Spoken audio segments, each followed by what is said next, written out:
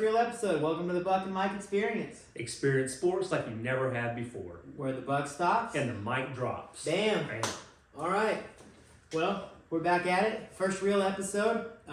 We had some good reviews for the first drop, it looked like. I mean, added 30 subscribers almost. I think we're almost to 50 now. We're very close to 50 right 50, now. Our goal, we said, was 100 by the end of the month. So I think we're trending pretty good. We got, 3 more Wednesdays till the end of the month? Yep. So I think we're going to get there. So we'll get in it. First things first, I think we'd be fools not to bring up LeBron. We watched history last night for the people that watched it. What he's done, whether you like him or think he's the greatest or what, you can't not doubt 20 consecutive years of just consistent domination. I mean, you don't put up those kind of numbers. I mean, he's the leading scorer now in the playoffs, the regular season. He's top 5 in assists. I mean, you got to give him his love. He's great. He definitely is. One thing that I do want to say is that I'm one of those that's not.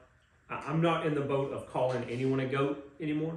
Over the last couple of years, I kind of digested the fact that I always called Jordan the GOAT, and like if I were to choose one, it would still be him. But I believe more in eras because there's so much more. It's different than the way it was played in 100%. his. So it's hard to go. Well, he's better now because of all this. But you have technology is better. There's they other heal elements faster. that they have that. Michael Jordan never had to deal with social media. Yeah. And we know what Michael Jordan's off the court life it. was like. Lord only knows what he would be if he was on a camera. So if you don't do it by eras, to me you're doing more of yourself a disservice because you're just trying to put one on a pedestal instead of going, the only one that you could really compare is Jordan and Kobe because they were so close in the eras and they almost kind of same each other. Yeah.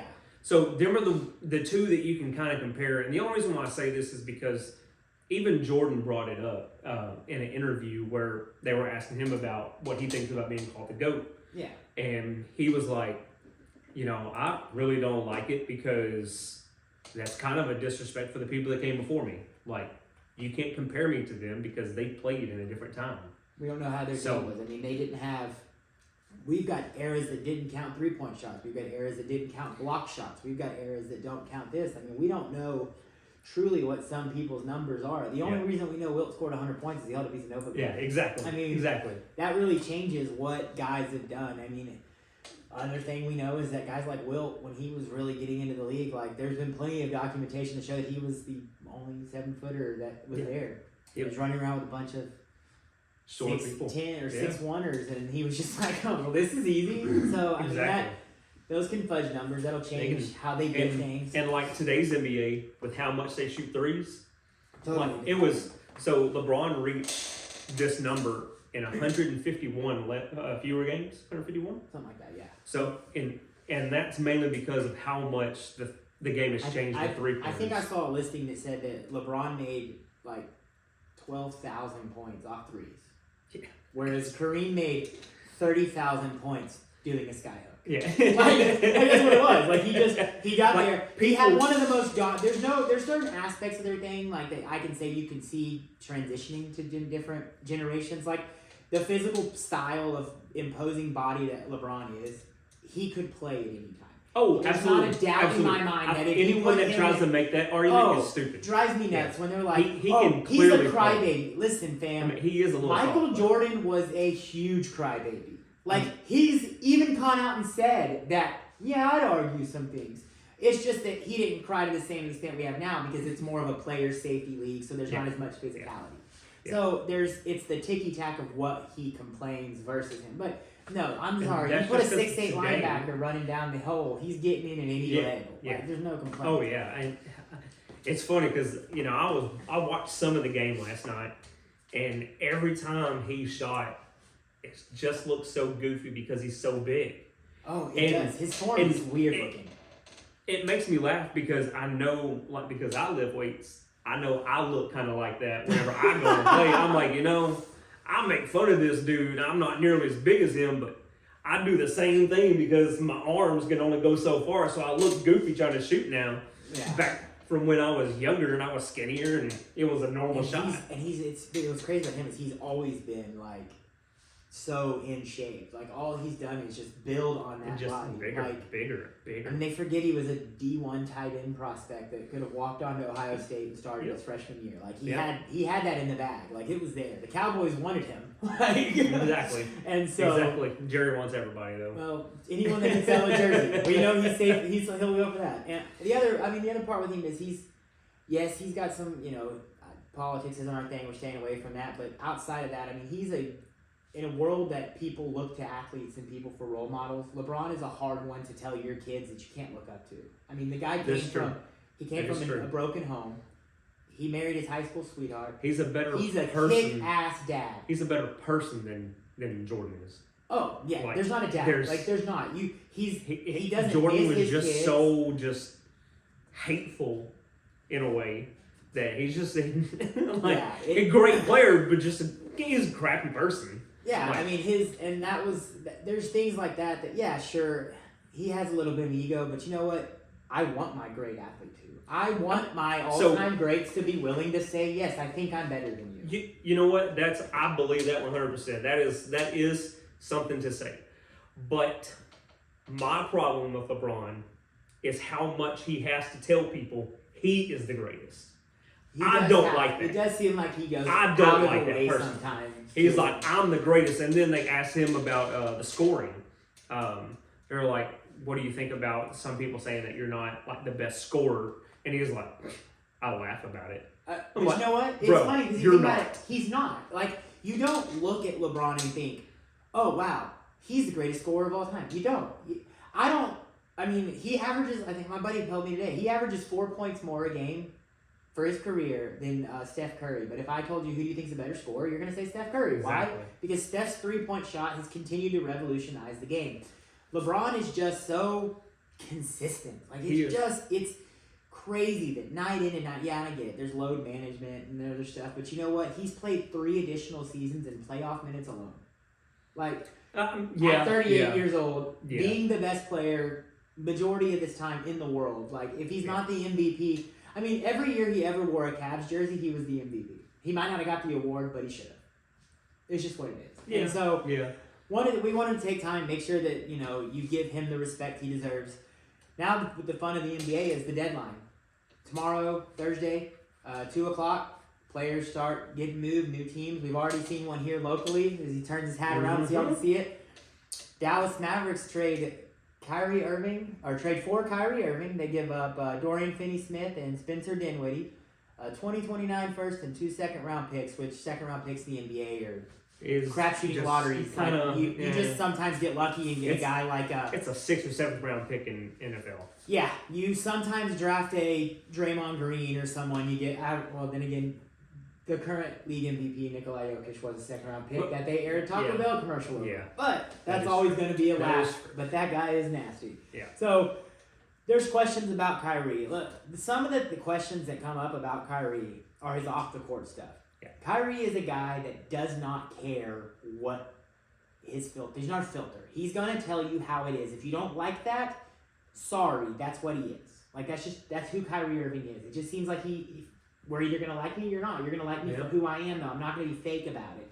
And I mean, you can respect that. It's hard to do that as a professional athlete, as someone in the center of attention, it is. Because people aren't gonna like everything you have to say. We see that a lot with Aaron Rodgers, someone we're gonna talk about later tonight. People that are overly opinionated sometimes rub people the wrong way. But you can't deny his talent. You can't. The guy, when he's on the court, is a ball player. And he's averaging 27 right now. I think it's tied for his second best in his career. Yes, he's already a starter on the Eastern Conference All-Star team. So, which means that you currently think he's one of the 10 best players, or at least 5 best in the East as a fan. And y'all voted for those people to start. And so now the Mavs are going to start him right next to them. The things that we've all heard and complained locally about Luka is they need someone to take the ball out of his hands. They need someone that can play off the ball when the ball's in his hands.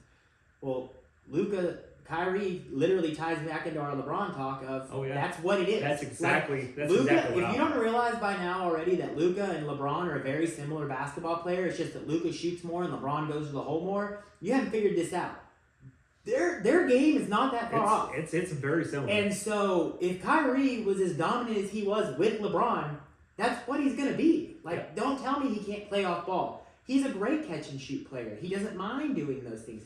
He's an isolation player, but we've watched Luka die scoring 50 in a triple-double. Yeah, it's time for him to step back. I think it's a great move because the front office just, I wouldn't say went all in, but they put the cards on the table. It was like, look, hey, even if we're going to make you happy. Exactly. We're going to do what we can. You want to make sure that you do what you can to tell Luka, this is what we're willing to do to always make sure you're contending. And we have some numbers that kind of back this, and there's a stat in basketball. It's called plus minus, and it's the base of what the player's production is when he's on the floor. So if a player has a plus production, that means the team is outscoring the other opponent by X amount of points. Kyrie Irving is a plus 121. They score 121 points more than the other team when he's on the floor. And Markieff Morris, a swing big, something the Mavs need, a rotational swing big. Not only that, but an enforcer.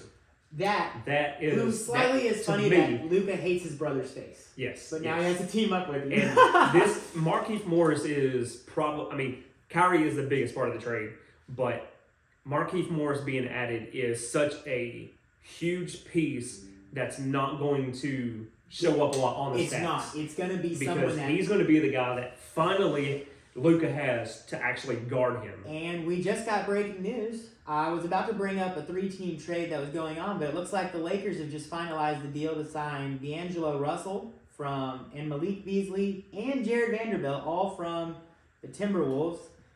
In the trade package, they will give up Mike Conley, and picks will go to the Timberwolves, and Russell Westbrook and a protected 27 first-round pick from the Lakers will go to the Jazz. So LeBron just got his help because that's 3 quality players right there. Beasley and Vanderbilt are your 3-and-D wings. Russell's going to give him a guard that can shoot. I mean, it's Wojnarowski confirmed. So Yep. This is the fun of doing a show that we pop it and send it. You're going to get updates as we get them. So, I mean, but back to Kyrie. We'll get back into that trade here in a second. The people were worried about giving up too much. 1 first-round pick in 2029 is literally a child that's in the 7th grade right now. So let's acknowledge that kid's not needing to be important when you want to make Luka Doncic happy. We've addressed second-round picks have no value. Dorian Finney-Fifth is a solid defender, and he's a catch-and-shoot guy that when he's on, he has good games. But the Mavs are only a plus 12 difference when Dodo's on the field. Or on the court. He's not impacting the game that much. Whereas Dinwiddie, the guy that's supposed to give Luka a break, they're minus 77. Yeah, they are losing basketball games when he's on the court.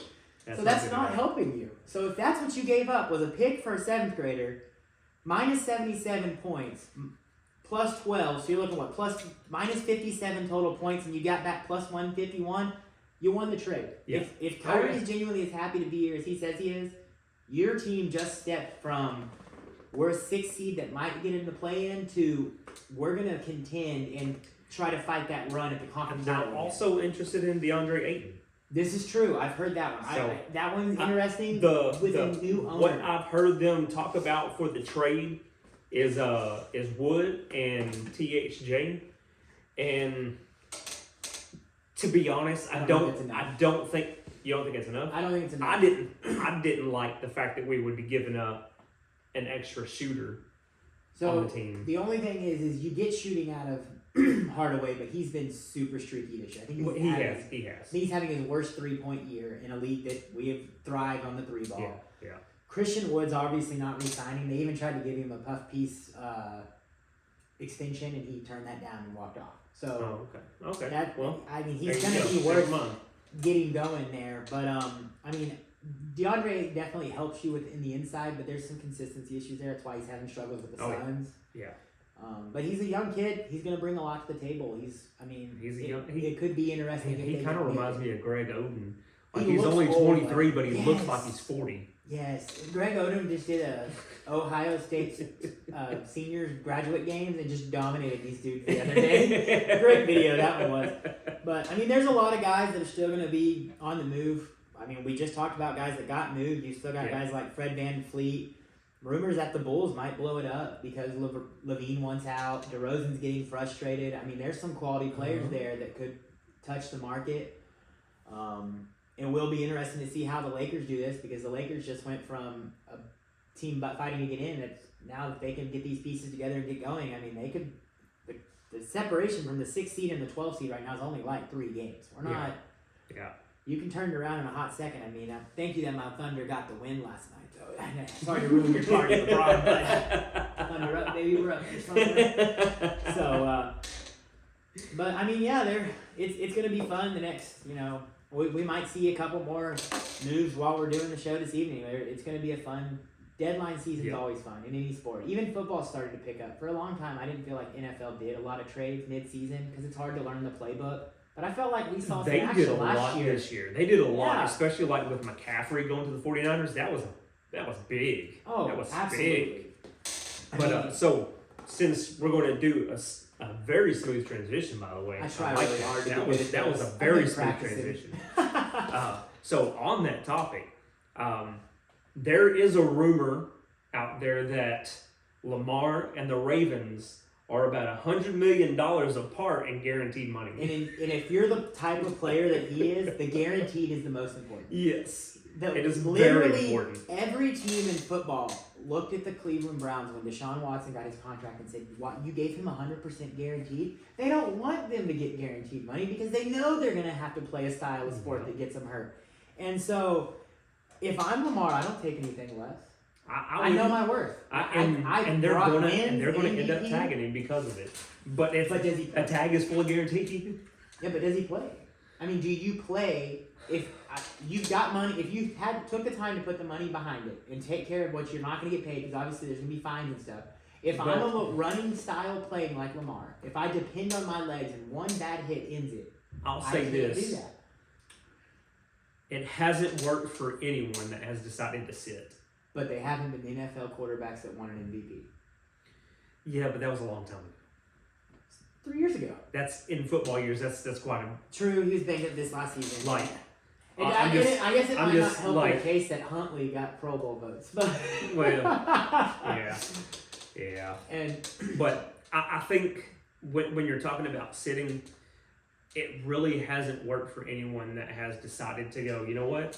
I'm not going to play. Like they can stay back and then finally work the contract. Yeah, it blew up hard on him. Man, he got hated. So, like that's what I'm saying. Like, obviously he's in a different situation because he's not Le'Veon Bell. Le'Veon Bell was on the back end of his career at that point, and Lamar is not. But at the same time, like the Ravens are going to go, well, all right, well we'll tag you. You're not going to play. All right, well we'll do it again next year, and if you don't just reset, you have 2 years. Congratulations. Well, no. So if he doesn't play after they tag him, then it doesn't count. Yeah, so like they can still continue. Have 2 tags. Yeah, they can continue doing it each time. Yeah, right? until he actually steps onto the field under that, then one of them will go away. You pull the. Okay, I'm gonna play, and then my bad, my bad. I got sacked on the 3rd play of the game, and that did it. Like, I mean, it'll be interesting though. That's gonna be a top storyline because you don't want it to drag out too long. Because if you're the Ravens and you play that game, you're diminishing any value of him if he doesn't ever come back. Like you can't trade an athletic guy like him without having him be out there being athletic. Yeah, and so there's gonna be ways that hurts both sides. But he's such an interesting dynamic because he's doing the whole negotiate yourself thing. Yeah. Like there's no representative. We don't really know. What we know about his contract is literally this. Like no one's really leaked a lot because it's just him. 2 dudes having a conversation. Yeah. There's no reason there's no other people in there. It's just him. There's no one sneaking that. And that's what makes it interesting for sure, that we don't know, how, like, all these other player talks that we know about, like Derek Carr, we know he's already having conversations with the Saints. Yep. And he's got a relationship with the new coaching, the coaching regime with the Saints. They helped him get his start in the Raiders. So that wouldn't be a bad fit. I mean, it wouldn't. And I don't know if you've heard what the asking price is. I have not heard the asking price. Okay. You remember what you told me? How much would you give up for him? At least second round pick if I had a good team around me. At best, it's a third round pick. Is what they're willing to offer, or is what the Raiders take? are willing to take. At most. At Because most. because of the $40 million contract that's going to They kick don't in on want the to kick in 15th. on the 15th. Yeah. So here's They're not trying to push this is what the kicker is. They also reported that if they can't get a deal done before then, they're going to release him. So because they're not going to pay him 40 because they're not going to pay him the $40 million. The question is, what's he get paid? Because the 40 million is over 2 years, correct? Isn't it like 37 and then like 3? Because he's easily cuttable the second time. Yeah. But the question is going to be, what does he get on the open market? Because if he becomes an open market quarterback, like Rodgers can't become an open market quarterback. He's got too much money and all that. You got to trade for him. He's better. I still think he's a better quarterback than a Garoppolo. I mean, Garoppolo's a safe quarterback maybe, but I think Carr brings a stronger arm talent. I think Carr brings more mobility. I think Carr brings a better player to the position depending on the team. I mean, he looks pretty good in that Pro Bowl. That's why it was his last game there. Like, he looked pretty good. He did. He was hitting targets. Like I might have been off on my statement last week. On the Pro Bowl stuff, did you watch any of it? Like, did you watch on Saturday? Really, no. Okay. I'll say this, as someone who's played a lot of flag football, and I got a lot of friends that play like high-level flag football. It sounds crazy, but it's like softball level. Like they play for money, they've traveled, played in pro stadiums, all that. It was really cool watching the highest athletes in the world play the game that we go and play, kind of like we would do when we play softball. Like Did you know that Russell Wilson is the one who suggested that to Roger Goodell? Well, props to Russ. It was. I just found out about that today. Especially watching. Actually, on the way over here. Really, as the games went on, it was really cool because so one big tournament I watched one time was former pro football players played against what we called the Joes, which were a bunch of guys that had to battle through the gauntlet. Well, here's the fun part. My buddy was on one of the Joes teams when they got there. And the Joes championship game, both teams knew that whoever won that game was beating the crap out of the pros. Because the route concepts are different. The style of stuff they do, like pros just do drop back passing, they play 7-on-7. But I'm gonna tell you, if you get on a real flag football field, it's a whole new animal. And so they get out there and they start doing their thing, and they whipped them like 38-0. I mean, just destroyed the pros. And so, but when you started watching the Pro Bowl games, they were actually utilizing some of those techniques. Like we saw Josh Jacobs throw passes. Well, that's a star, that's what we call that. And so it's cool watching them, bring these other plays in and using the element, not just going back and making it traditional drop back football. Like that last game where it wasn't that Carr versus Cousins? Like they were doing creative plays and letting the running backs throw, and you saw guys like Jalen Ramsey made a fun, he made the little side tackle when he made a great flag pull on Adams that would have stopped him short, but then tried to nudge Tyreek out of bounds. Like that was good. Yeah, that was good effort, good energy. But then there were a lot of people that were not upset, but they were talking about that. But then the one like Matt Milano, who literally was like, we know he's a good coverage player, and that dude literally watched someone go like this. I'm not chasing him. So you've got to narrow out the guys that want to do it and let them be. I mean, I thought some of the competitions were cool. They did like a sled pull with the offensive line. That was a cool way. It was a fun way to give these guys the props they deserve for having great seasons. And during football season, there's not as much access to the players as there is in other sports. Like you get to an NBA game, you can get down to the court early, they're signing autographs. You get to a baseball game, there's lines to sign foul balls. They do batting practice and throwing balls in the stands. Like they give them that chance. In football, we know them on their Twitter feeds and we watch them, but there's not a lot of that going on. And That's true. The Pro Bowl is a very good chance to let them get together, have fun, and get with the fans. Because outside of the preseason, unless you can afford to travel to a preseason game, that's really all that is. That's true. And so it did have a very good vibe. It was long, but I found genuine entertainment watching the flag football game. Some of the drills, like the best catch was really stupid. That was the worst. Dumb. That was dumb. That was the longest 5 minutes ever watching. I saw highlights of that. I was like, I'm glad I didn't watch This isn't entertaining at all. Like that one was really bad, especially because they did that in parts where they had like a mini section one day and then they finished it during the Pro Bowl. It's like, the other activities were cooler. bring in some of the fun ones like Kelsey said with the beer drinking and all that. Yeah, well, that would be cool, but obviously we know that. That won't happen. All right.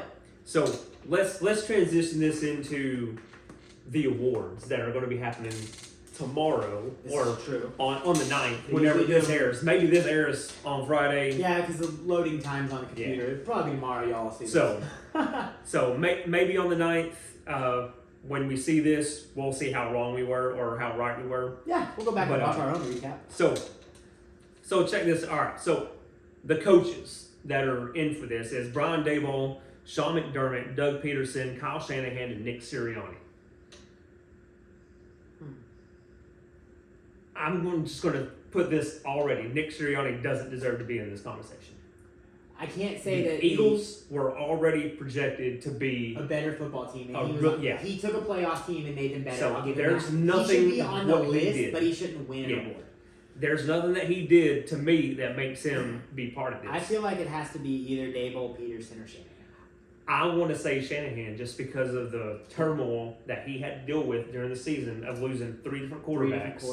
And still producing. I mean, of course, they had a really good defense and a really good offensive line and weapons, but at the same time, you still had your quarterbacks all perform. Yes, but at the same time, it's hard to not look at Doug Peterson and go, "Are you a miracle worker?" What he did with a one-win team, not even just a one-win team. Like, what he took over was the definition of a dumpster fire. Yeah. And he said, I'm not only going to turn this into this dumpster fire from this. He went from, there was a moment there where people thought Trevor Lawrence is going to be one of the biggest busts we've ever seen because of what happened last year. Yep. And now he turned Lawrence into a legitimate Pro Bowl level. I mean, that guy deserved to be at a Pro Bowl in comparison to other guys. 100%. He sat back and was making good throws at the Pro Bowl games when he was there having fun. He made good throws in the playoffs. He won, 6 or 7 games in a row to help line that task up? Yeah. That young man, the turnaround he did on that alone is huge. And that brings me to Daboll, of what he did with Daniel Jones. And the fumbles. He turned Daniel Jones into a quarterback that wasn't kind of a laughingstock. Yes. I think he did too much with Daniel Jones, though, because I don't think Daniel Jones brings enough talent that they're now going to have to pay him because he's a free agent. And I don't think he's good enough to win years forward with. No, I think a lot of it became the Saquon show. 100% they had a horrible receiving core, but if they did, Saquon had the year that we thought he was capable of from what he did his rookie year. I think that made a huge difference. When Daboll got hired and the offensive line that they had, I knew this was going to be Saquon's year. As long as he stayed healthy, I knew this was going to be his year. Which is funny because you think about how they struggle in Buffalo to get running backs to excel, where Daboll comes from. Yeah. And then you're like, wow, look what Daboll did. It's clearly proves he's an offensive mind. He can do with a running back. If you'd given him a halfway decent back in Buffalo, you probably already won a Super Bowl before you lost it. Exactly. They never could. Mike Singletary was trash. They just couldn't get those guys. And so... Devin Singletary. Sorry. I'm thinking about I was like, no, that's the wrong guy. All right. Yeah, and so that's definitely an interesting one. So I like what you're saying with Shanahan. I just think that I personally, my vote goes to Peterson. I just think you take that dumpster fire and playoff relevance. I don't think that's wrong at all. All right, so that leads to, with Daboll here, that leads to the comeback player. You've got... Which I hate that name. What? I hate the name comeback player. Comeback player? Yes, because... Geno Smith's on the comeback player of the year vote list. Geno Smith wasn't hurt last year. He just was a bench player that became a starter. Yeah. So why is it not most improved? That makes more sense. He improved on last season. Now, granted, McCaffrey played hurt, was coming back hurt. So was Barkley. I'm not sure. My list only came with 3. I think you had 5. That's all it was. That's all. So I'm sitting there looking at it going, 2 of them, they were banged up guys. But next year, when Alex Smith was that was genuinely a comeback player. Yeah. If DeMar Hamlin steps on a football field again, because there's actually a report, I saw a report today that said that he might. Well, that'd be good if he did. And if he steps on a football field again, that guy gets comeback player of the year. I don't care what anyone else does. He gets at the end. That conversation's over. One play, it doesn't matter. Well, judging on the 3 that you have, who do you think? Because I factor in that I feel like you have to actually come back from something. Well, I would say he's come back from a lot of injuries. In the past. Yeah, 6 years Just ago. last year. I would say McCaffrey. I think that as much as we said Shanahan brought to getting through 3 quarterbacks, I think McCaffrey once again, that trade changed things there because it allowed them to have a guy like a Deebo Samuel, who's a notoriously banged up guy, to be banged up. It opened up options for an IU. George Kittle. Exactly. George Kittle skyrocketed the second half of the season. I mean, he was balling out. And so I think McCaffrey coming from the Carolina Panthers, having one of his best seasons to date, in this just a short time he was with them, I would say Christian McCaffrey is my vote for that decision. That's where I'm at too, because of what he did from having to be in Carolina and then here and then last year having the injury, like he just did so much, and he made the 49ers the reason. Basically, why they made the playoffs was because a lot of their run. Him being. I'll devil's advocate one thing though. Do you find an issue with the fact that the Carolina Panthers played better offensive football after they traded Christian McCaffrey?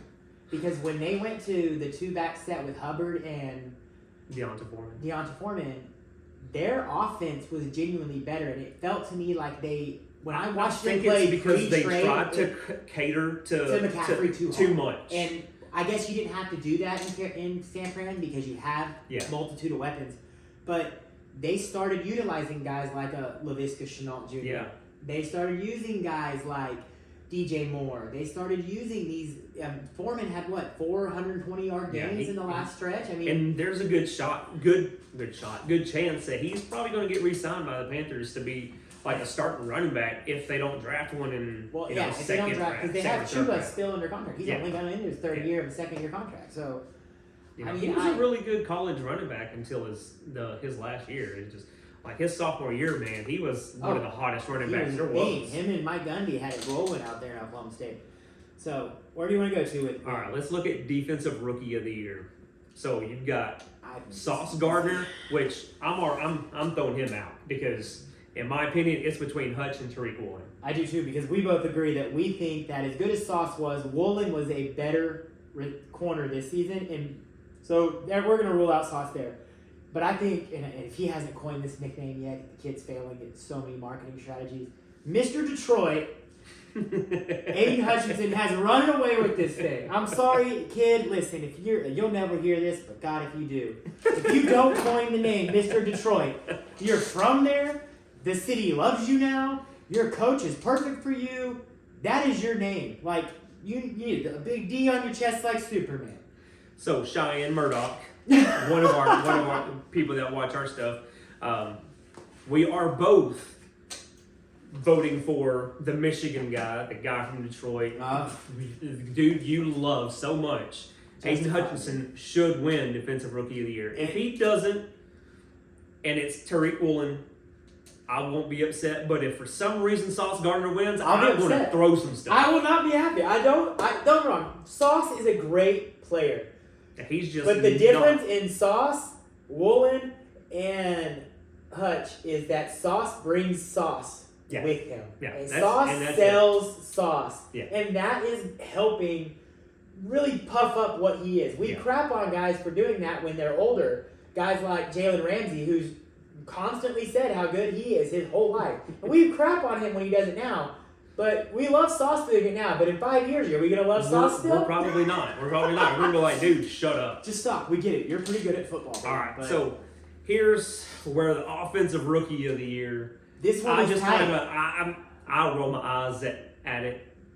And I hope you're not going to say it. It's a little tight because one guy gets hurt. No, I'm not going to name it to Brock Purdy. Okay. I have a hard time. He no only played half the reason season. Someone that only played half the season should get this. Yes. He should not even be in the conversation. Yeah. Well, considering there wasn't a lot of... Well, name a third rookie then. Give me a third rookie in the cabinet. Chris Olave. Okay, yeah. That's good. I give you that one. Especially because Olave probably had it in wide receiver position. I think he probably had better numbers by the end of the season than Garrett Wilson. Garrett Wilson's problem They were very close. They were very close. Garrett Wilson's problem was Garrett Wilson probably runs away with this. Is Zach Wilson never plays football? If he didn't have terrible quarterbacks. Zach Wilson's awful, and that really hurts Garrett Wilson's numbers because on a fantasy football perspective, I'm keeping I'm keeping Garrett Wilson in multiple leagues because I'm expecting them to get a quarterback, and that dude's a stud. I expect him to grow. I mean, if Derek Carr ends up going to the Saints, then that's Jimmy Garoppolo, which don't be shocked because. But it's still better than Zach Wilson. The head coach is a former 49ers family, so that doesn't make sense. I think that. But what makes this race so close for me is that as the quarterback play brings back Garrett, though he played all season, Kenneth Walker did miss time and started the season as a timeshare with a Rashad Penny who didn't play back. And so I think based on games played and all that fun stuff that goes into it, I still think Garrett Wilson because his numbers are solely dependent on someone else doing their job halfway decent. Yeah. And so he was still able to produce at a high level. I love K9, love him. But Garrett Wilson, in my opinion, deserves this. But they're just because he played the whole season. For me, Zach Wilson and Joe Flacco and Mike White. Well, his best games were with Joe Flacco. Those are your quarterbacks. His early season games when Joe Flacco was out. Joe Flacco he's not going to kill you with his throws, but he's a precise thrower. He throws. That's what he always was. Yeah. That's why no one really cared for him that much because he was never There's nothing flashy special thrower. about his game at all. All right, so offensive player of the year. You've got Tyreek Hill, Jalen Hurts, Justin Jefferson, and Patrick Mahomes. So this award basically has become, let's give this award to the best guy that doesn't play quarterback. Yeah. And so in that note alone, I mark out Mahomes and Hurts. I just say simple Mahomes as and that. Hurts. Yeah. Simple as that. When we get to the MVP discussion, we'll start talking about them. You said I know Jefferson Hill. Did you say one more on your listing? Because I thought I had Jefferson and Hill down on mine. That's it. Okay. Justin Jefferson and Tyreek Hill. If Tyreek Hill's doesn't lose Tua, I think Tyreek Hill gets it. Because even though I don't think Tua is a superstar quarterback, Tua put the ball in Tyreek's hands quick, and Tyreek was able to make plays, and I think he does it. The Vikings season is none of what it was, though, without what Justin Jefferson was for that offense. We watched him literally win them a game with two guys hanging on while he did this and brought a ball back. I would say, if it wasn't for the last two games of the season being a little of a stumble, especially that last game, Jefferson possibly breaks the all-time single-yard record. It was very close at the end of the year. So I would say Jefferson is the most valuable player to his offense. And even stat-wise, Justin Jefferson has 100 more receiving yards and one more touchdown. Yeah. So stat-wise, it says Justin Jefferson. And Tyreek got his touchdowns late because he didn't score a touchdown until week 8. Yeah. And he's also sharing the field with another 1,000-yard receiver. Yes. And a very Waddle. good one. So there's kind of a man. What would he have done if they didn't have Jalen Waddle? He might have had 2,500 receiving yards, or none because he's seeing double bracket coverage all the time. That changes a lot of things. That is true. So we're both in agreement that Justin Jefferson deserves that one. I would say that would be easy to go on Jefferson. All right, so this is going to be maybe controversial. I don't know. Defensive Player of the Year. You've got Nick Bosa, Chris Jones, and the Dallas Cowboys, Micah Parsons. Who you got? So this one's fun because it's easy to say, look at what Bosa did. He had a great season, but you know what? That defense is stacked. Mm-hmm. His season was great, yes, but he's got Warner behind him. He's got that front seven is. Parsons makes so much havoc, but he just wasn't getting home this year.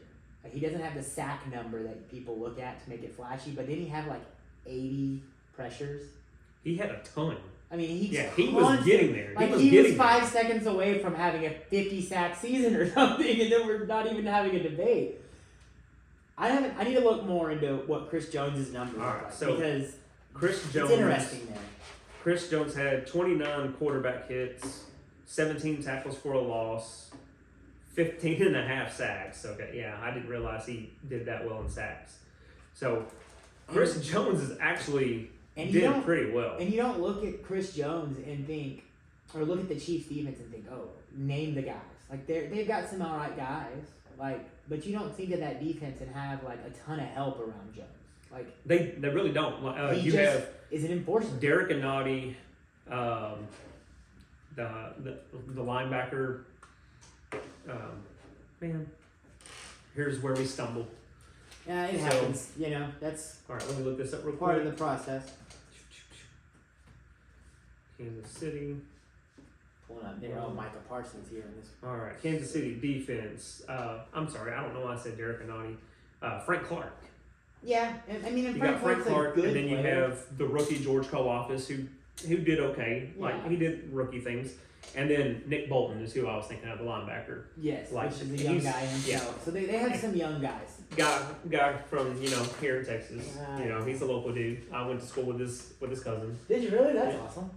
Yeah, so I didn't realize that he was actually from. I think he's from Edgewood. Like he's just literally down the road. Oh yeah, that's 45 minutes. So Drive. Easy. that's that was when I found that out was pretty shocking. But I mean, there is some people around him. But looking at what he did compared to what Micah Parsons did, I mean, Micah Parsons had 13 and a half sacks. Yeah. So he had half a sack more than he did last year.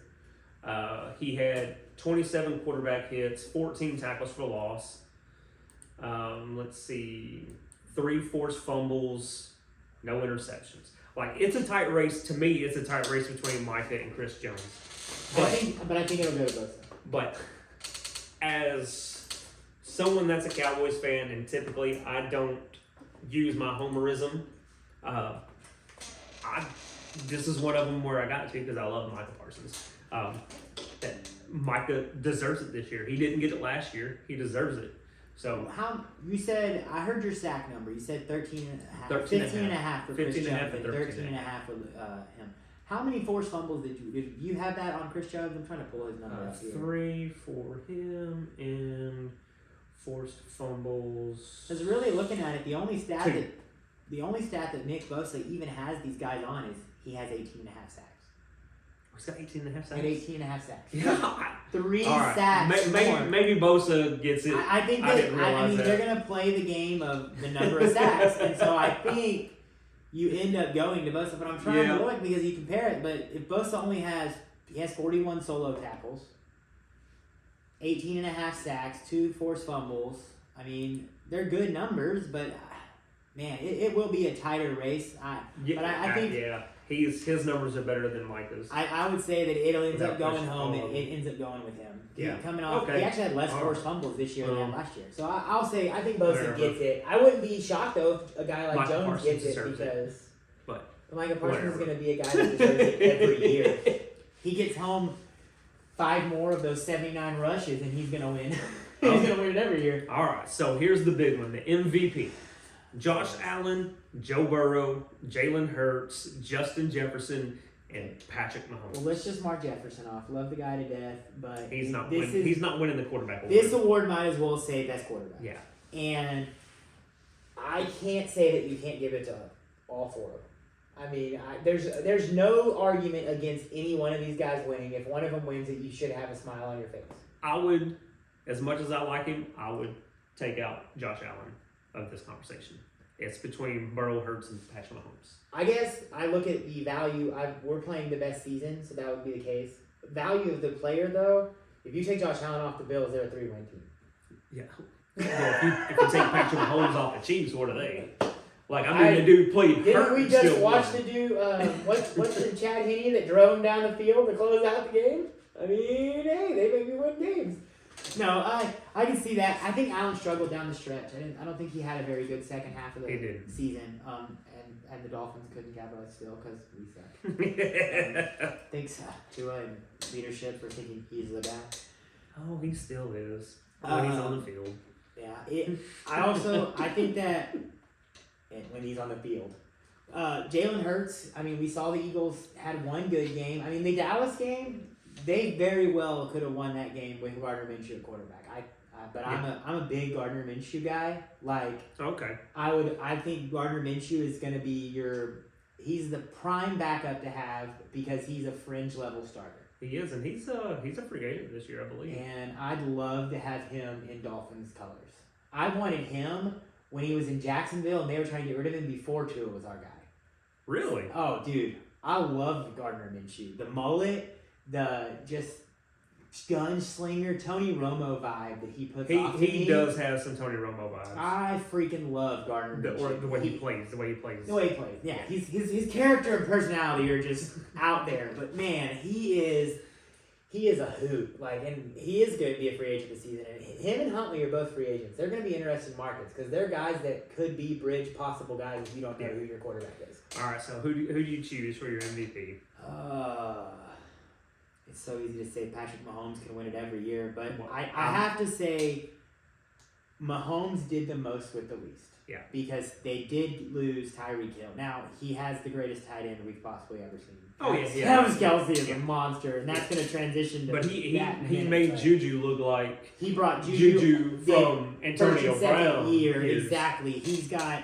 I mean, Burrow did great, but he does have T. Higgins. Now Chase missed half the season, so he's got Jamar Chase, he's got T. Higgins, he's got Tyler Boyd, he's got Joe Mixon.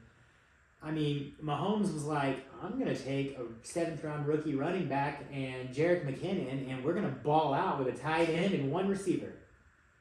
Yeah. And they traded for a guy, and they traded for what's his name from the Giants. Tony. Yep. All the upside in the world in that guy, and they're like, we'll use you next year, but we're stashing you this year. They ain't even really using you this year, hardly. Well, it's because he's been hurt. He's constantly getting hurt. Like, that was the problem. That was the problem with the Giants, is he was constantly getting hurt. Because he would be a crazy element in that offense. Let's go ahead and jump to the Super Bowl talk. All right, so here's a crazy thing here. All right, who do you choose to win the Super Bowl? I feel like we should save that for the end. I want to draw. Okay. I want to draw these people to listen to how we ramble about this game, and then let them decide who we pick when it's all said and done.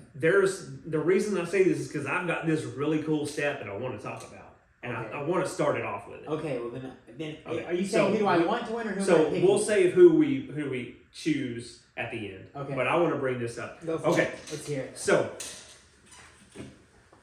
the last 9 years, or last 8, because this is technically the 9th year. So the last 8 years, the winner of the coin toss has lost the Super Bowl.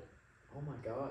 The last 8 years. Who called the toss this year? The last time the winner of the toss won the Super Bowl was when 2 brothers faced each other. Jim Harbaugh and John Harbaugh in the Super Bowl. As coaches. Now we're going to have Travis Kelce and Jason Kelce facing each other. Which are... So could that be like a game script, because it's all scripted. It's all scripted. Like I'm telling you who's going to win the Super Bowl. Like, the winner of the coin toss is winning the Super Bowl. That's what you're going with. That's it. Coin toss decides it. The coin toss is Mom better have her hat. Because Jim Harbaugh and John Harbaugh, and that was in a great game where the power turned off in the stadium and everything. Man. So I saw someone, and actually I had to look that up to see what game it was. Just someone posted the stat of the last 8 years, the winner of the coin toss lost, and I was like, well, who was the last one that won? So I looked it up and I was like, is the Harbaughs? So we're talking about the Harbaugh Super Bowl, and now we're having the Kelce Super Bowl. I was like, how weird is that? Because the last time that happened was 2 brothers facing each other. The Kelce Super Bowl dynamic's going to be awesome. Because those are 2 of the greatest personalities in the whole sport. I want you to watch my show, but there's other time in the world. If you've never watched them. They're great. They are just drop after drop of gold. Hilarious commentary, the way they harass each other. They interviewed their mom this week and their dad. Oh, really? I didn't see any of that. They brought their mom on, and Jason looks at mom and goes, okay, Mom, who are you rooting for? And she goes, I want it to be the highest scoring Super Bowl ever.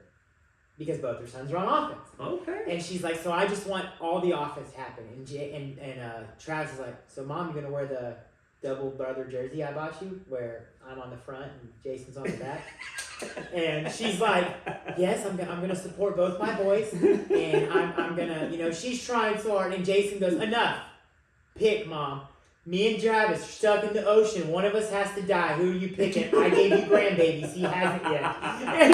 And she's like, and that's when Travis is like, great. I gotta make babies. And she's like, with the right woman, like, just jumps all over it. I thought he had a girlfriend or married. He's not married. Oh, okay. No, he's lived it. I mean, he's kind of got a little bit of a player life. I mean, you see him, you can party him. He's not an ugly guy. Like, he having fun with it. But they are gold. And so, honestly, when it comes to people you root for, I find myself rooting for both of them. This is one that, like, every year when it gets Super Bowl, I want a good game mentality. My team's never going to be in it anyway. Never want to see so let's just have a good football game. Yeah. It's very rare that I root against it unless, Tom Brady or New England's playing, and then I want a slaughtering. Like, that's what I'm going to want.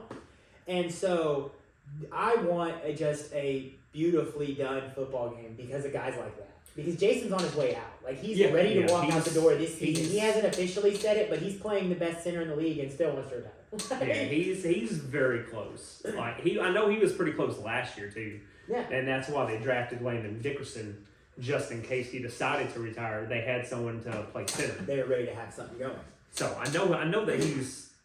Now that'll be fun. Close. I mean, this game has a lot of wrinkle to it that people aren't factoring. Mahomes' legacy is growing at a rate that we've never seen someone's legacy grow. I mean, what he's done in 5 years as a starting quarterback is just the numbers, the wins. He's in the early stages of what we've watched LeBron do for the last 20 years, but on football. Yeah. Like, he's about to. All the people that are anointing Brady and Peyton Manning and all those guys of what they've done. They've done great things, but they're all going to be afterthoughts if this kid keeps it up. If he keeps it up, yeah. And what's bad is the first couple years he was in the league, I couldn't root for him, and that's because I was in a group with a guy that just was a super Red Raider fan. And a bit annoying. Oh. And so I just, like, I couldn't root for him. Yeah. Like, now that I'm no longer in that group, I've been able to actually enjoy Patrick Mahomes a little bit more because I don't have to deal with him. And I actually am starting to like him. Like, there's never been a reason why I didn't like him. I just couldn't like him. I didn't like that guy enough that I wanted to not see him. I wanted to see him be successful. Yeah, but you're also a Red Raider fan. Oh, I love him. So I've loved him from the jump. You have but a reason. I did have a Facebook drop came the other day up of a mock draft that I shared with you about how I saved the Browns in one day, and it actually had me drafting Patrick Mahomes in the second round, and I think he was like the 10th pick of the draft. Wow. And you commented and you were like, 3 of those guys are going to go in the first round. And sure enough, pretty sure 3 of those guys went in the first round. So it could get some of them are pretty funny when you go back and you look at those Facebook videos. Some of those funny ones will come and get you. No, but then you get to the total opposite side of the coin is nobody thought, if you'd have said 5-6 years ago when Tua takes over the national championship in the second half, guides Alabama to a victory, and it's at the expense of Jalen Hurts, you could have never said on that day, Jalen Hurts is going to lead an NFL football team to the Super Bowl. Like, he never would have said it. That's true. The more he does good, the better, because it proves Nick Saban benched him too fast and gave him a true chance, and I think it makes Nick Saban look bad, and I hate Nick Saban. So, I think it makes Lincoln Riley look a little bit better because he was able to opened the bag. To open it up and go, look, you can do more than what you were doing. Yeah, so let's figure it out. You're strong and fast, and you leg press like a champ. And I think that's what opened everything up for him. That he grew so much confidence that 1 year in Oklahoma. Like, yeah, he deserved to. He had a great season. Alabama fans cannot claim him at all. He's a boomer. He's a boomer sooner. Exactly. There was that debate was going on last week because of Devontae Smith. And they're like, oh, we're Bama born. No, I'm sorry. He was a Bama player, but he's an Oklahoma Sooner. Yep. And I have some Sooner friends out there. I bet they would gladly say that he's a Sooner through and through. I mean, if that's the case, like, you would literally have to say that Baker Mayfield was a Red Raider. Because that's what he was. He was a Red Raider before he went there. Yes, it was awesome. So, you have to call him one. But you know why he left, right? Because he thought he was a better starting quarterback than Patrick Mahomes. Well, I mean, he won the Heisman and ended up being the number 1 pick. Oh my gosh! Yeah, I'm not going to say he's great, but he was the number 1 pick. I mean, he left. The Browns thought he was good. He left and went to a team, took them to how many games? Won a Heisman, became the number 1 overall pick. For the Cleveland Browns. Does that count? Was it a wrong decision though? Yes. It's a horrible draft pick. No. I'm not talking about him being the wrong draft pick. Was it the wrong decision for him to leave? Oh no. It was 100%. Like, it was 100%. It's the only way that he makes it where he got it. And the funny part about it is that he was offered the scholarship to stay, is what the reports were, and he elected to say, no, I'm gonna go to Oklahoma. They want me. I'm gonna go there. And so it was the right decision for his career. But no, we don't. As a Texas Tech fan and a wide student there, we don't claim Baker Mayfield. We just move along with our 7-8 or 7-6 season and playing in the Deuce Mayo Bowl every year. So, all right. So now stuff with the game, like what do you say the advantage to both teams are? I still think as good as Hurts has passed the ball this season and the weapons, I would give the passing attack option to Kansas City. I think they have a better passing offense. No, I'm I hate to say it, but I think the Eagles have a better offense and the Eagles have a better defense. I think Kansas City has a better quarterback and a better coach. And that's about it. And a better tight end. But as a whole, the offensive lines for both teams so are super number 1 and number 2 in the NFL. Number 1 offensive line is the Kansas City Chiefs. Number 2 offensive line is the Philadelphia Eagles. That's going to be you got to give props to the Chiefs for looking at 2 years ago's Super Bowl when Patrick Mahomes ran for like 500 yards of don't kill me yards and going, everything we can do is going to protect this kid from this point forward, because they were 31st in offensive line and now they are first. And against the Eagles, you damn well better be on it, because they've got 4 guys that are coming at you. Number 2 defense. Yeah, and they've got Kansas 4 City's guys. defense is mid-20s probably. Somewhere around in there. And it was enough that I didn't even care to look. I was like, no, it don't matter. But you've got 4 guys coming off that Eagle front that at any moment are going to put you on your butt. And so the fact that they have an offensive line that can hold up and that's going to be it. If the Chiefs can give Mahomes time. That's what's going to make it a good football factor. Yeah. I think the X factor of the entire Chiefs plan has to be that Chiefs O-line has to be the best trench of the 4 trenches, both sides of the ball of either team. No, I 100% agree with that. 100%. Because I think if you're the Eagles, your offensive line is super good, and you really just have to say, stop Chris Jones, slow the rest down. Whereas there's just too many people on the Eagles to not cue in on any one guy and not have a multitude of decisions of how your protections. But they can really get them with that decision. So that'll make it interesting. I think the Eagles have a better running attack, but I think the better running back plays in Kansas City, because I think Pacheco is a rising star back there. I don't know if I'd call him a rising star, but he's doing pretty good. He's doing pretty good. Like, and Clyde Edwards-Helaire, that was a stupid pick. That was one of those picks his first game, you have everything, so you think you can just get a toy. Of course, his first game when he comes out and he busts over 100 yards, you're like, oh, maybe that wasn't stupid. But since then, you're like, oh, yeah, I mean, of all the great players that came out of that LSU team, he's been the only one that hasn't been, star. Good. Like, he's been all right. When he's on the field, he's not healthy. But, the rest of that LSU team, that's, the greatest college team ever, offensively. There's no arguing that offense. Yeah, I agree with that. He's the only one that's, not came in and been, big time. Chase, Burrow, Jefferson, Terrence from the one of the Carolina Panthers. He's starting Terrence Marshall, yeah. He's starting to make his play. No N. Terrace. Moss. You didn't see much from Moss. He was too slow. Oh, Thaddeus Moss? Yeah. You wanted him to be good because he was bad ones. Yeah. He went to the Bengals, and I was like, you know what? He's going to be with Burrow. We're going to be Tigers, baby. There he is, and then I was just like, oh. Yeah, it never worked out. But anyway, so I think that it'll come down. I think another guy that needs to have a good game for the Bengals defense is Gardner Johnson.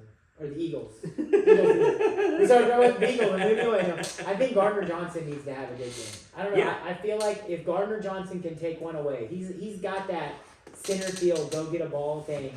If he can take one away from Mahomes and that result in points for the Eagles, I think that'd be a huge swing. But I think Snead got cleared from concussion protocol, so that helps the Chiefs get them somebody, and they're going to need coverage guys because I don't know who's going to cover Smith and A.J. Brown, but I mean, all stack signs show that the Eagles should win this game pretty easily. Yeah, and they're only favored. Well, the last I looked, they were favored by 1.5. Like they wasn't favored. That Patrick Mahomes swings the swing by 5 points, though. I mean, and what's funny to me was when they showed up to Arizona. Right? Yes, it's in Arizona. Okay. When they showed up to Arizona, Jason Kelce was wearing his underdog shirt, and I'm like. You're not the underdog. You're the favorite right now. You're the underdog the last one. Like, okay, like I get the fanage now as like the underdogs, but you're not the underdog anymore. Like you're the favorite. You can't call yourself the underdog. It's like LeBron trying to say that he's just an average player. Like you can't do that no more. On their show one night, they actually had the debate between each other of whose Super Bowl was better. Like, whose Super Bowl meant more? The Chiefs getting their first one in however long it had been, or the Eagles. And, like, at the end of the debate, Jason looks at him and goes, look, you've got more All-Pros, more Pro Bowls, you're better looking, give me the damn Super Bowl for And so it's kind of funny that they come to this moment where they are going to play a Super Bowl against each other because you sit there and you're like, now y'all can figure out whose Super Bowl is better because one of you's got two. Yep. And Christmas next year is going to be one hell of a dinner table when the other one's fighting about having two Super Bowls. And so it's going to be, I mean, there's so many, this game brings a lot of fun dynamic, a lot of fun, interesting parts that come into it. Andy Reid, I mean, he's going out possibly putting himself down as one of the greatest coaches we've ever seen. Yeah. I mean, he's already probably been one of those guys. That's the other thing that I love is the fact that it's his old team that he's facing too. Mm-hmm. Like, it's just poetic. There's so much poetry in this. For his career. It's all a script. This guy. For his career, you almost wish that the year they lost to the Patriots that he'd have got one. Because if you imagine if he'd have taken two different organizations to Super Bowls. Yeah. If he gets them both that title. Now, yes, he took the Eagles, but if he gets them both, you can't sit back and not list coaches and go, well, there's Lombardi, there's this, there's... You have to put his name in that category. Like, that's two different organizations. That's an accomplishment. That's what the Broncos are hoping they're going to get from Peyton. And I'm going to go out and say it's not going to happen. He's overrated. Oh, come on now. Come on. And he had a Hall of Fame quarterback, and he made one Super Bowl. And he did it within a time frame of Katrina that city was running so much emotion that I felt like the players played off of that on their back. I mean, they probably did. And so I just don't know how much of it really is what he brings to the table. I don't know that Sean Payton's going to make that big of a difference for the Broncos. Especially playing Patrick Mahomes twice a year. I mean, that's funny. that is a tough one. You know, it was funny when all this happened last year with not with just Hackett being there, but bringing in Russell Wilson and my buddy Cheyenne just being a huge Broncos fan. You know, he was just like, you know, we're going to run this division this year. Like, we've got everything. And I was like, I don't think you are. Like, I think you're still, like, you still got something else. And I told him that I thought they were going to be the third best in their own little division.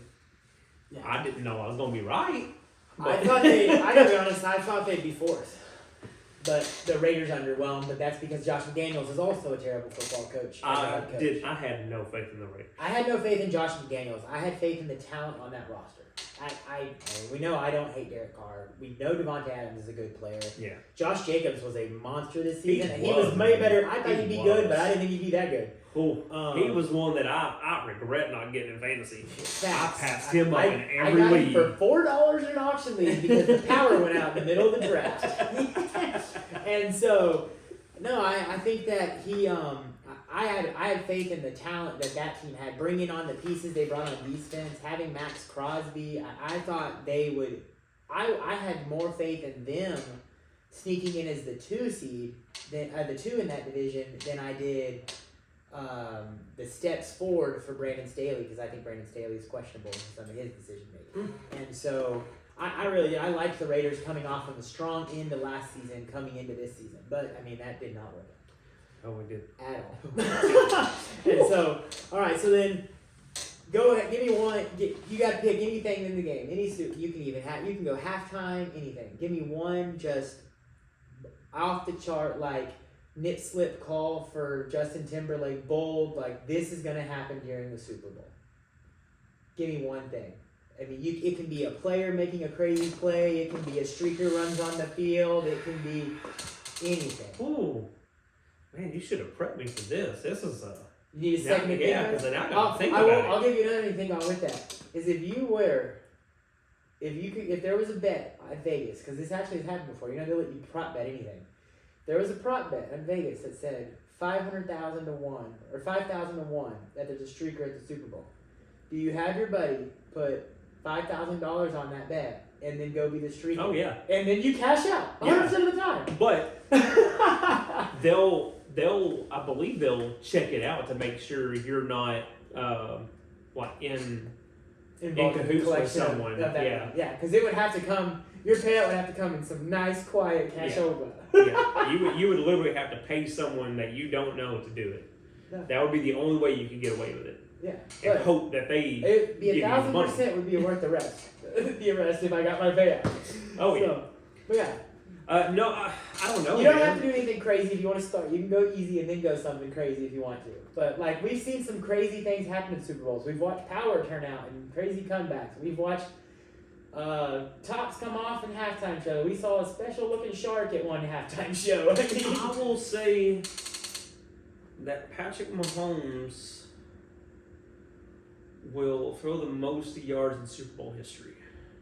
Goodness, how many yards is that? I don't know. I'm We need to know the number. Man, it's got to be more than 500. I bet it's not. I bet for Super Bowl numbers, I bet the highest is going to end up being something like 410, where it's like, that's actually pretty attainable. 505. Oh, okay. Who was it? Tom Brady. Oh, God. Why do you do this? I set myself up for that, too. Do you know who was second most? Tom Brady? 466 yards. Tom Brady. Those of those were probably one on a kicker, too. And then third and fourth are both Kurt Warner. Grocery bag himself. And then the fifth most is Nick Best Foles. quarterback that With 330. Fitzgerald ever had.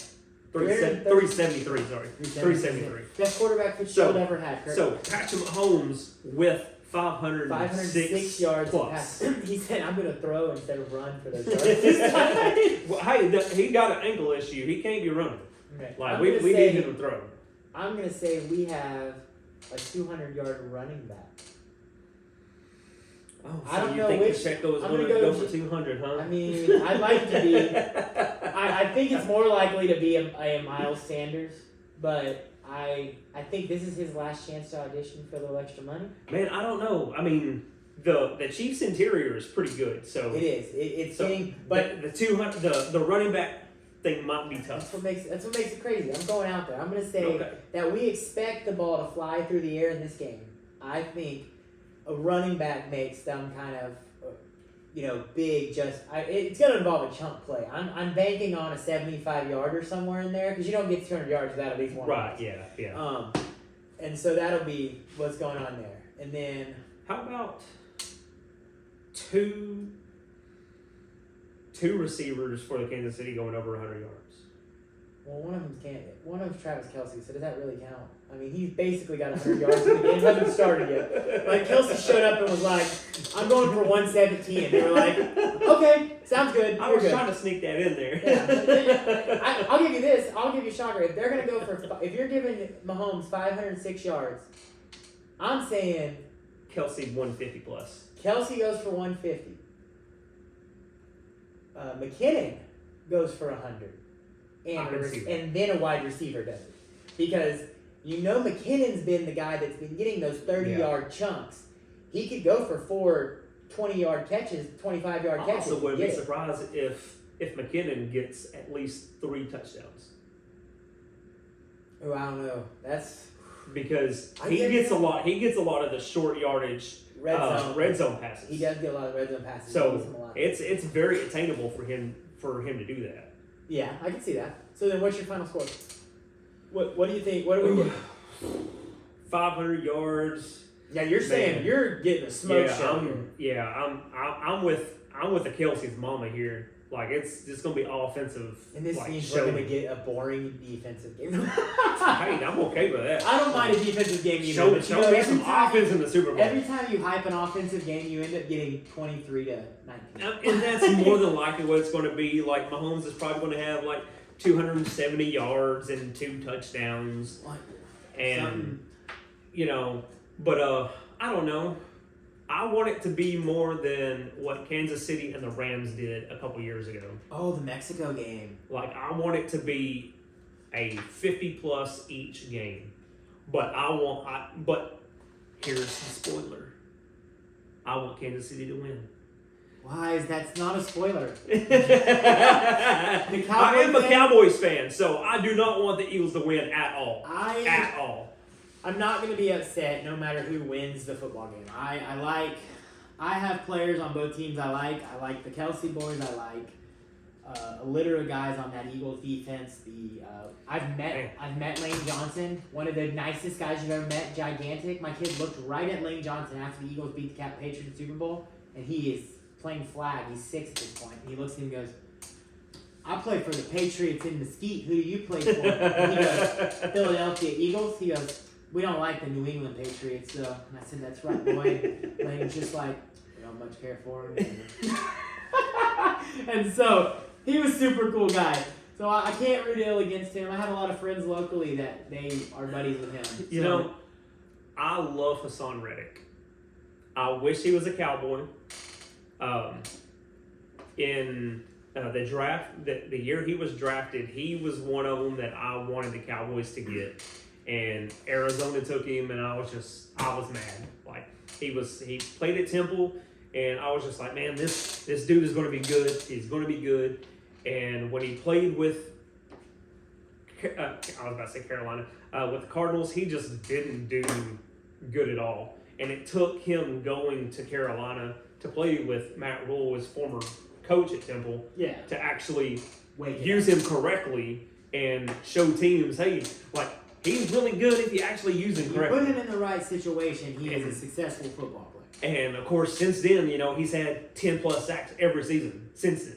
Yeah. And let's look at what the Cardinals can't do. Hey, they're doing it to Isaiah Simmons, too. They can't use players the right way. They don't know how to use defensive pieces. So, Hassan Reddick was one of those guys that he was one of that I was banging on the table for the Cowboys to get. Yeah. And then Landon Dickerson. Like, when I was doing all my draft stuff, I loved Landon Dickerson. I love Jalen Hurts. And when he went to the Eagles, I was like, no!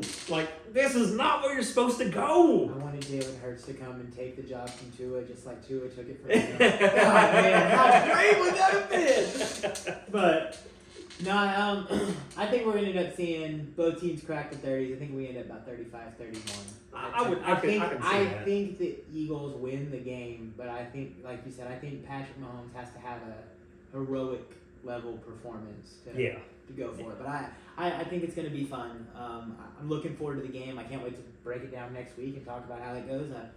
Next week we'll also get into some baseball. It's around the corner. I'm telling you, I'm getting these transitions down right there. That was good. You practiced that. I did. Look, we're going to do this. I figure I might as well do a good job at it, right? World Baseball Classic. A lot of fun. We'll have some of the breakdown of some of these rosters. That Dominican team is something. That lineup is nasty. The U.S. team's got a good team. I mean, it's going to be a fun time. Get into big signings. The Rangers getting DeGrom. I mean, they loaded up this offseason, but the Rangers might be taking steps to be the team that we had, in 2010 and 11 when we were fly ball away from a world championship. Mm-hmm. Yankees re-signing Aaron Judge.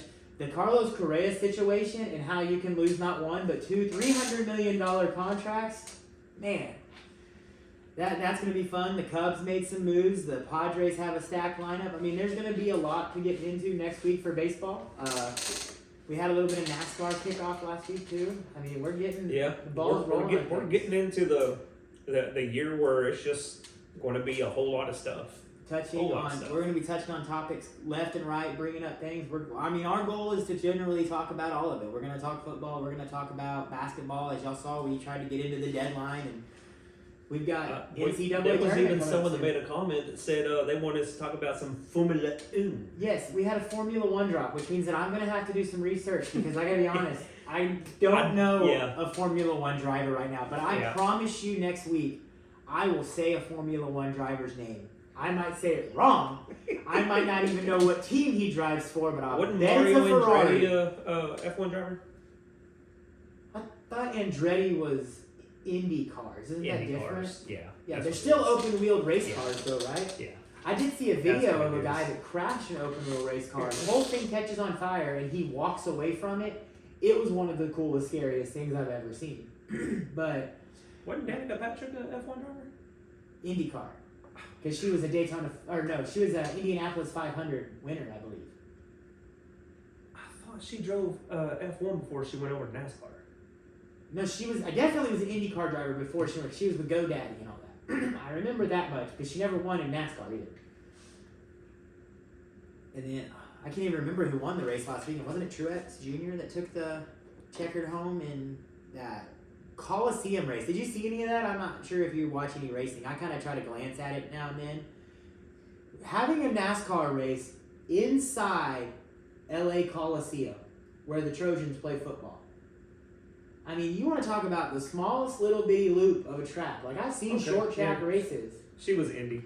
It was Indy. Yeah, I've seen short track races, and there were like 6 cautions in a row because they touched each other and they spun out because the track was this big around and it seemed like not even half a mile. So that was interesting, but you get to the big daddy of them all for NASCAR in 2 weeks because you get into the Daytona. Lewis Hamilton. I knew that guy's name. There you go. He's rich. He's worth lots of money. We'll learn more on it. We'll make sure that we can touch on things. I mean, there's going to be a lot of moving around, a lot of fun stuff this time of year. So, I think. Don't you have a plug?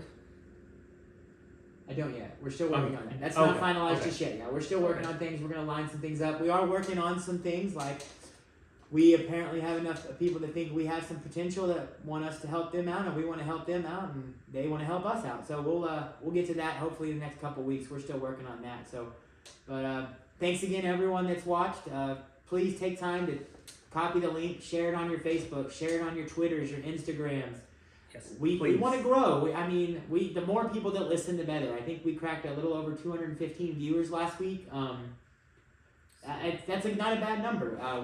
We know we have a subscriptions goal. I mean, we're not sitting here acting like this is going to be our day jobs. We're not trying to retire from our jobs anytime soon. But, I mean, hey, if we can get people to listen to sports our way, then maybe they'll come back and give us feedback, and that gives us more topics. Yep. Like most of y'all seen, I'm very active on my Facebook sharing these videos. I want you to put things. I'll try to share polls.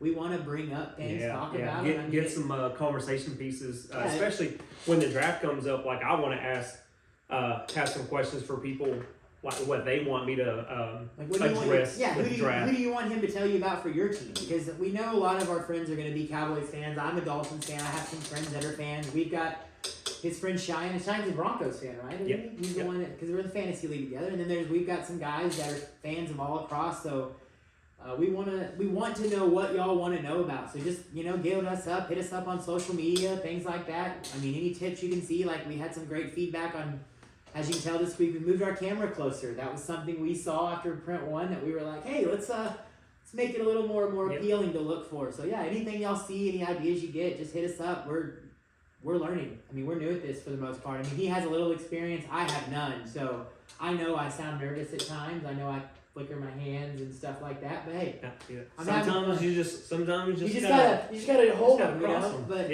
I was smart this week. I brought a water bottle. Last week I told you I forgot my water bottle, right? So I think we're learning every week. We'll keep growing. I mean, hey, we've got some people that know between the two of us that maybe we pull a guest in here and there. Maybe in the future we're gonna line some things up. So we could also just like have a call in. It's true. If we want to get someone that can't be here, we can have them call in. We'll just slap your face right here so the camera can see you. We'll drop you on the feed later. Other thing we're working on is we had some people talk about Anchor. I've looked into Anchor. I'm actually going to get with Michael on that tonight after our show because we're going to we want to copy the video feed into it because that's going to allow us to get on Spotify. That'll give you all a way to listen to us and not have to look at our faces. I mean, I'm not the prettiest guy unless you ask my wife. So this guy, he's rocking it. But we're trying to make sure that we can give y'all as many platforms to get to the program and listen to it as safe as possible. I mean, because I know people that like to listen to podcasts while they're at the gym, while they're driving the car, and so getting onto a platform like Spotify would be big. So we're working towards that. We are listening to y'all's feedback, and we just want to say thank y'all and welcome to the BAM. Yeah, absolutely. Thank you, and we hope that you will continue watching all the shows that we have, even if they go longer than what we would expect. Like I think today we're probably close to.